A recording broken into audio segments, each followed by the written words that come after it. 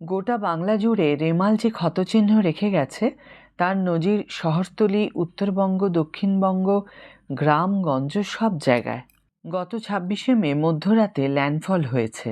সবচেয়ে বেশি দুর্গতি দ্বীপ এলাকার মানুষদের। আইলা থেকে রেমাল পর্যন্ত বাঁধ নিয়ে বাঁধা ধরা দুর্ভোগে উত্তাল সুন্দরবন। আর কবে হবে পাকা ব্যবস্থা, প্রশ্ন দুর্গতদের। প্রতিবার কোনো বড় সাইক্লোন এলে এরকম দুরবস্থা। এখনো দমকা বাতাস বইছে, বৃষ্টিও থামেনি। এই বৃষ্টি আরও ২৪ থেকে ৪৮ ঘন্টা পর্যন্ত চলার আশঙ্কা। ভাঙনের ভয়ে কাঁপছে সুন্দরবন। ক্ষতিগ্রস্ত হয়েছে মাটির তৈরি বাঁধগুলো। সবচেয়ে বেশি ক্ষতিগ্রস্ত হয়েছে নদী বেষ্টিত গোসাবা ব্লকের বাঁধগুলো। কোথাও জলোচ্ছ্বাসে ভেঙে গেছে নদীর বাঁধ, কোথাও নদীর গর্ভে তলিয়ে গেছে বাঁধের মাটি। দুর্যোগের মধ্যে নদীর বাঁধ ব্যবস্থা চিন্তা বাড়িয়েছে এলাকার বাসিন্দাদের। তাঁদের মুখেই শোনো তাঁদের দুর্গতির কথা।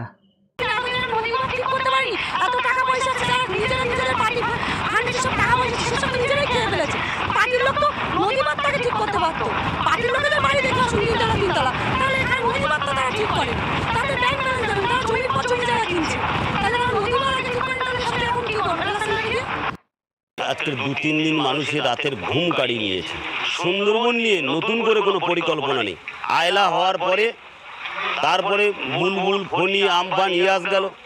আয়লা হওয়ার পরে টেকনোলজি উন্নত হলো। ২ মাস আগে জানতে পারছি ঝড় আসছে, তার জন্য বিকল্প ব্যবস্থা নেওয়া দরকার। ২ মাস আগে থেকে জানতে পারা সত্ত্বেও কোনো প্রশাসনিকভাবে, সরকারিভাবে কোনো পরিষেবা নেই, কোনো প্রস্তুতি নেই। যেখানে চর আছে সেখানে কংক্রিট না করলে নদীর মাটির বড় বাঁধ করতে হবে। যেখানে ভাঙন আছে সেখানে কংক্রিটের করতে হবে, তবে সুন্দরবনের মানুষ বাঁচবে। আমরা আমাদের জীবিকা করে খেতে পারবো। যদি সব চলে যায় আমরা কিছু করতে পারবো না। গোসাবায় বাঁধ মেরামত করার চেষ্টা করছেন স্থানীয় বাসিন্দারা প্লাস্টিক, পলিথিন এসব দিয়ে। রেমালের দাপটে নদীর বাঁধে ধস। ঝড়খালিতে চারিদিকে রীতিমতো তাণ্ডবের চিত্র। এখানে স্থানীয় যুবকরা গতকাল রাত থেকে আপ্রাণ চেষ্টা করে চলেছে চালু বাঁধগুলোকে বাঁচানোর এবং স্থানীয় বাসিন্দাদের নিরাপদ জায়গায় নিয়ে যাওয়া স্থানীয় যুবকেরা করছেন। যদি বাঁধগুলো ভেঙে যায় তাহলে এখানে যতগুলি পরপর গ্রাম রয়েছে সব গ্রামের ঘরবাড়ি প্লাবিত হবে। অত্যন্ত সংকটময় পরিস্থিতি। কিন্তু সবচেয়ে দুশ্চিন্তা, নদীর জল ক্রমশ বাড়ছে। এভাবে বাড়তে থাকলে বাঁধগুলো রক্ষা করা মুশকিল হয়ে যাবে। বকখালির সমুদ্র এখনও অনেকটাই উত্তাল। আকাশ একেবারে মেঘলা, হাওয়ার দাপট এখনও রয়েছে, অর্থাৎ পরোক্ষ প্রভাব এখনও অনুভূত হচ্ছে। রায়মঙ্গল নদীর বাঁধ ভেঙে বিপত্তি সন্দেশখালিতে। পরপর কয়েকটি গ্রাম প্লাবিত হওয়ার আশঙ্কা। মাছের ভেড়ি, চাষের জমি সব। নদীর বাঁধ ভেঙে সন্দেশখালিতে অলরেডি জল ঢুকছে। হিঙ্গলগঞ্জের বাসিন্দাদের শোচনীয় অবস্থা তাদের মুখেই শোনো। বাজারের অবস্থা খুব ভালো না, তো জল ঢুকতে পারে না এখানে। আর উপরে গোলা কিনে আজকে তুলছো এতে জল ঢুকে যেতে পারে না, বান মেরানো হয় না।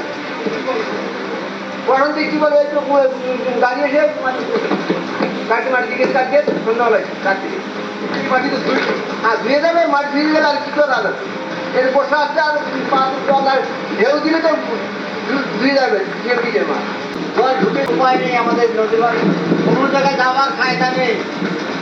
সব কোনো জায়গায় জায়গা নেই, আমরা থাকতে পারছি না, কী হবে আর এই উপায়। সিঙ্গুরে বিঘার পর বিঘা জমি জলের নিচে, চাষিদের মাথায় হাত। প্রচুর ফসল নষ্ট হয়েছে। বাদাম ও তিল চাষের মারাত্মক ক্ষতি হয়েছে। ফুলকপি চাষ, পটল চাষ সমস্ত ধূলিসাৎ হয়ে গেছে। রেমালের হাত থেকে কলকাতাও নিস্তার পায়নি। কলকাতায় বহু জায়গায় বহু ক্ষতি হয়েছে। এই কসবা থানার সামনে বিশাল এক গাছের গোড়া উপরে পড়ে আছে। ইলেকট্রিসিটি তারও ছিঁড়ে পড়ে আছে বিপজ্জনক অবস্থায়। নিওয়ালিপুরে ঝড়ে একটি গাছ গাড়ির ওপরে পড়ে গাড়ি ভেঙে চুরমার। বরানগরে রেমালের দমকা হাওয়ার দাপটে ভেঙে পড়ল বেঙ্গল ইউনিট কারখানার ৭০ ফুটের একটা অচল চিমনি। গ্যারেজে যতগুলো গাড়ি দাঁড় করানো ছিল সব ভেঙে চুরমার। সত্যি বলতে গাড়িটা পুরোপুরি ড্যামেজ হয়ে গেছে। এটা তো রিকভার কিছু করা যাবে বলে মনে হচ্ছে না এখন এই পরিস্থিতিতে। হ্যাঁ, এখানে গ্যারেজ না, এখানে গাড়িটা আমাদের থাকে। কোম্পানি চিনি, পুরনো চিনি, অকেজ অবস্থা পড়েছিল, সেটা দাঁড়িয়েছিল, গিয়ে ঘূর্ণিঝড়ে পড়ে গিয়ে আমার পুরো গাড়িটা ড্যামেজ হয়ে গেছে। ব্যাংকের ইএমআই নিয়ে 17 লাখ টাকা। রেমাল মানুষের স্বাভাবিক জীবনযাত্রা ব্যাহত করেছে। খুব শীঘ্রই সব কিছু স্বাভাবিক হয়ে যাক। সরকার যেখানে যেখানে ঘাটতি আছে সেগুলো সম্বন্ধে একটু তৎপর হন, এই অনুরোধ জানিয়ে ভিডিও শেষ করছি। ভালো থেকো, সুস্থ থেকো, দেখা হবে নেক্সট ভিডিওতে।